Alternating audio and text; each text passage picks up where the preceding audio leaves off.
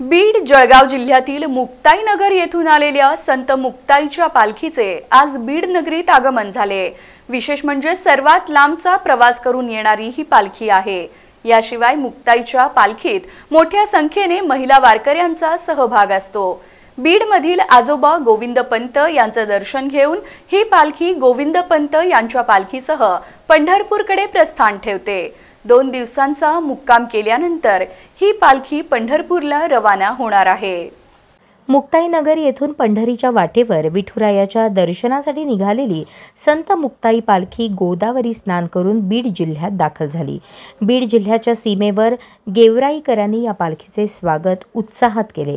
गेवराई शहरातील चिंतेश्वर मंदिरात ही पालखी आज मुक्कामी राहणार असून उद्या बीडकडे रवाना होणार आहे। बीड जिल्ह्यात मुक्ताईच्या पालखीचे 5 मुक्काम असतात।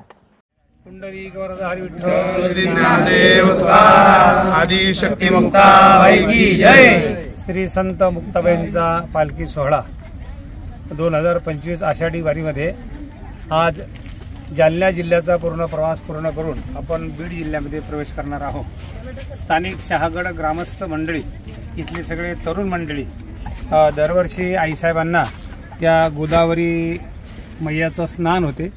आईसाहेबाला स्नान झाल्यानंतर आपण बीड जिल्ह्यामध्ये प्रवेश करतो। इथल्या प्रशासनाने, इथल्या स्थानिक ग्रामस्थांनी, तरुण मंडळींनी चांगलं सहकार्य करून इथं घाटाची सुद्धा व्यवस्था केलेली आहे। दरवर्षी परंपरेने आईसाहेबांचं श्री क्षेत्र मुक्ताईनगर ते श्री क्षेत्र पंढरपूर अर्थात तापी तीर ते भीमा तीर या तब्बल 30 दिवसाच्या प्रवासामध्ये एकमेव गोदावरीचं स्नान आईसाहेबांना होते। ते स्नान आज संपन्न झालं।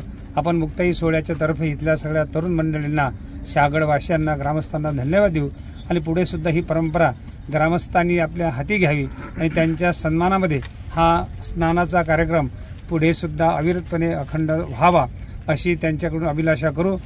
पुन्हा एकदा सर्वांचे मनोपूर्वक आभार मानतो, धन्यवाद देतो। पुंडलिक वरदा हरी विठ्ठल श्री ज्ञानदेव तुकाराम।